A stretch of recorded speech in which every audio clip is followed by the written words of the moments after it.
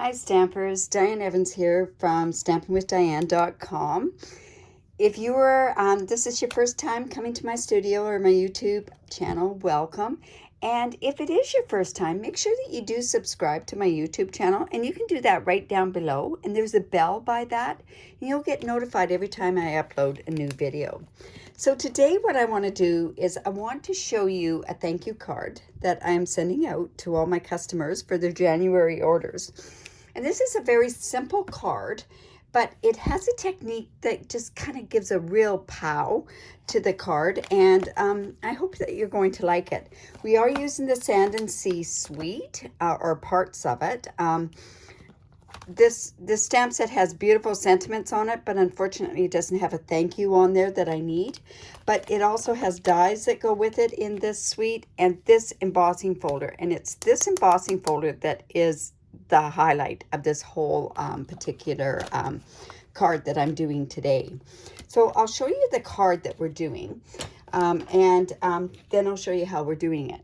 So this is the card that we're doing, and this is the technique. It's an embossing folder technique that I had showed with one of my online classes that I give for free every Tuesday night. So let's get started, and I'll show you what I'm using in here. I am using, for the card base, I'm using Misty Moonlight, and it's 5.5 by 8.5, scored at 4 1/4. So we'll just go in there and use our bone folder. Now, all my measurements are always put onto my blog. The link to that blog will be listed below in this YouTube channel. So yeah, and then my second piece is just going to be some basic white. Basic white now, it has replaced the Whisper White with Stampin' Up. Just a bit of a cooler white is what it is. But I believe it's actually manufactured by the same people or the same company that does Very Vanilla. I should check into that. Anyways, I'm just going to layer that on with my seal. So I've got a layer there.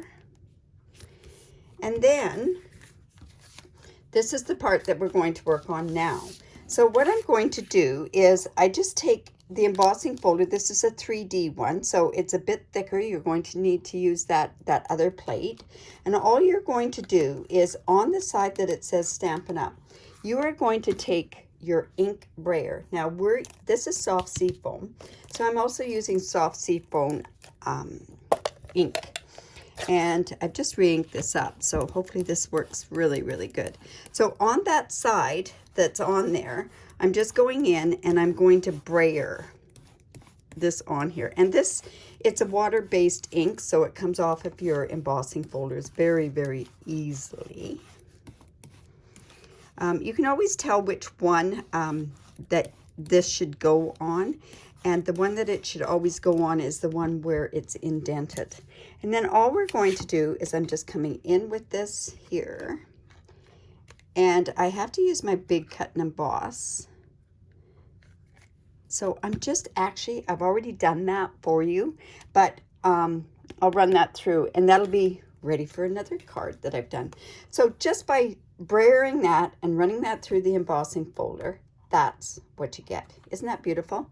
And it just brings out all those shells and seaweed and everything else, or plant life, I guess is really what we should say. Now, soft sea foam, just to let you know, or seaside spray, is actually retiring. And it's retiring. So if you're interested and you love this color, I strongly suggest that you get it now before everybody starts going, oh my goodness, the 2019-2021 colors are retiring. You want to make sure that you get it before it retires, because an awful lot of these designer series papers that are in the J2J mini catalog do have these colors in there. So now I thought I'd use the Seaside Spray ribbon. This also is retiring. I always like to be more proactive than reactive, because what could happen is all of a sudden you say, oh, I really want to do that. Just make sure that you do get the paper and the ink pads, the ribbon, the re-inkers, all that sort of stuff that retires. So, okay, so I always apply tear and tape when I'm applying ribbon. So I probably put too big of a strip on there, but that's okay. So I'm just going to take my ribbon and I'm just going to put it across here like so. And we're going to tie. It's going to be what we call a faux bow. And then I'm just going to bring in my ribbon scissors and cut that off.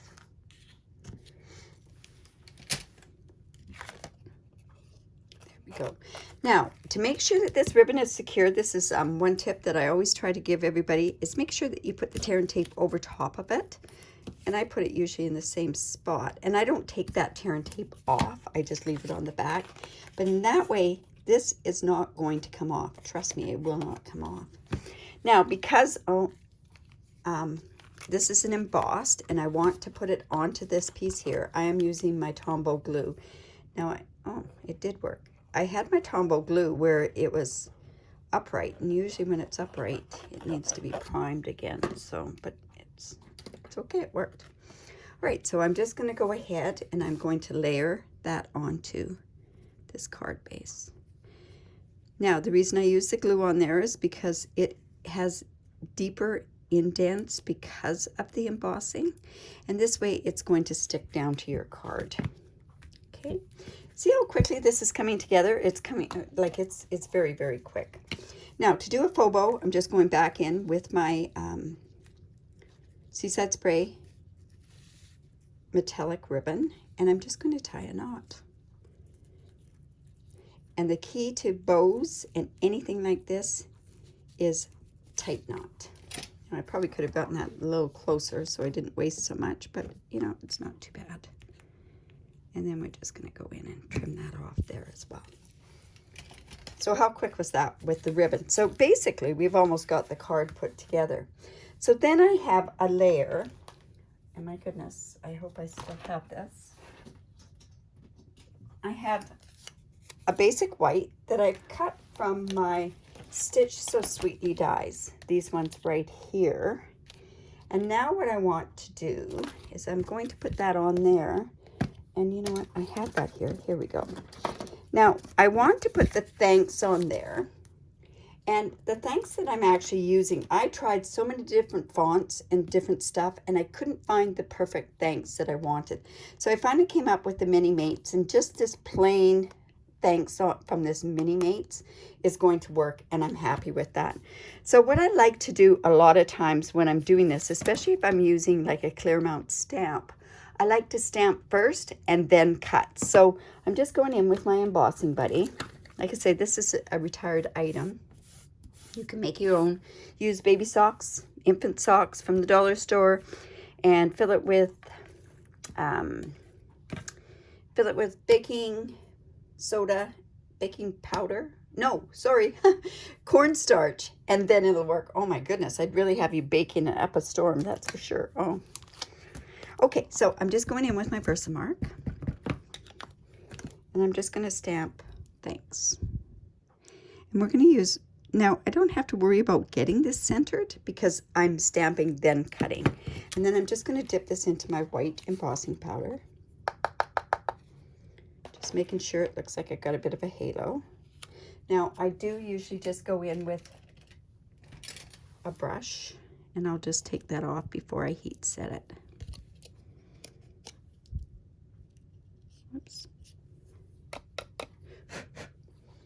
There we go. And now I can just heat set it. And it's not going to take any time at all to heat set. So just beware of the noise. This is something that I usually do ahead of time. But just to show you that I do it stamp first, then cut. Remember with your embossing, don't move it all over the place. I always move the paper. I don't move the heat tool, and you'll find that you won't overcook it as much if you do that, because you're going over and it's not really hitting in there where you know, it's not doing an even heat. And then I'm going to cut this out with this, and because it's not so cumbersome, I'm going to bring in my cute little baby boss. I call it a baby boss. I think it's kind of it's so cute. It's only 2.5 pounds, and it is available for everybody now. So I'm just going to put that on there. Now, if I want, we haven't got the magnetic plates yet. So all I use on here, and I'm going to do it without, but I use a Post-it note tape normally to make sure that that's on there straight. So let me just put that in there just a bit more. Yeah, and that should be okay. And then I'm just going in and putting this on and running it through. Like I say, this is such a cute little thing. Can't wait till I can travel again because it's going with me when I go to visit family back east. So, all right. And we'll just bring that out like that. Just put that there so I don't lose it. And then bring my card back in. So what I want to also do is, because with this stamp set, it's got a few seashells, and I want to put this on there because I want to put something onto this white because it's kind of stark. So I'm coming back in with my Seaside spray, and I'm just going to, and not like this is really going to show that much, but I just kind of wanted to have something that was on this, underneath this, the sentiment. And then I'm just going to go ahead and put the seashell there. I say nothing too frantic. And then let's bring in our fantastic dimensionals. I'll just put a couple of them here. And take your pick tool. This was something I was surprised on the weekend. We were in a virtual catalog launch, and people were shocked that I used my take your pick tool to take these off. The beauty of doing that is sometimes if you don't have any nails, it's hard to get them off. But I do that, and then they all come off together, and then I can throw them all in the garbage. But I'll be showing you that again shortly here. All right, so we're just going to put it on there. And now I want to put this on here. Now, one thing, if you do put dimensionals and you have ribbon underneath, what happens with that is that this could sit there and flip and flop on there. So what I do is I take these pieces that are along this side with the dimensionals, just like that. And I'm going to put this at one side here, and this one on the other side. And then I'm still popping this up, but I'm popping it up and it's attaching to the card base. It's not attaching to the ribbon. So there's another little tip for you there. So just do it that way. And see, they all come off together, and I can throw them in the garbage can, and I don't have them all over the place like confetti, right? All right, so we're just going to put that there. And then we have one more part that's with these, with this Seaside Sand and Sea, are these opal rounds, and they're just gorgeous. They do, once they're on the paper, like I could just see this here, and I don't know if you can really see how it goes opalized. You can't really tell by the camera, but they are really, really pretty things. They're bigger, but they are so nice. So I'm just going to put one there. I'm going to use the bigger ones. Let's see, I can put one about here, and I think I'll use one of the smaller ones and just put that there. So there we go. My simple, I'll be able to do an awful lot of these in no time flat and get them sent out. The only thing I may have problems with are these things here. When you do send out any kind of a card that has these kind of embellishments, there's two ways that you can do this. You can take anything that you get, you know, all that junk mail that you get in your mail. You could do that, take those cardboard things and put that over top, and then you just place it over top. Or you could take a piece of old retired cardstock, or if you want, you can also turn your card inside out.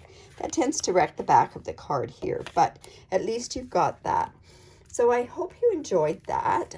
Like I say, it's a great technique. I've used it on many different embossing folders, but I find this one really shows this technique off, and it's such a beautiful, beautiful embossing folder.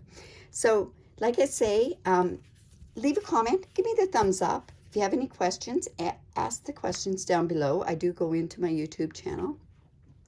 And another thing, if you do live in Canada and you do not have a demonstrator that you're working with, I'd love to be your demonstrator. I give away monthly tutorials, and I have a very generous rewards program, which you can find on my stampinwithdiane.com blog.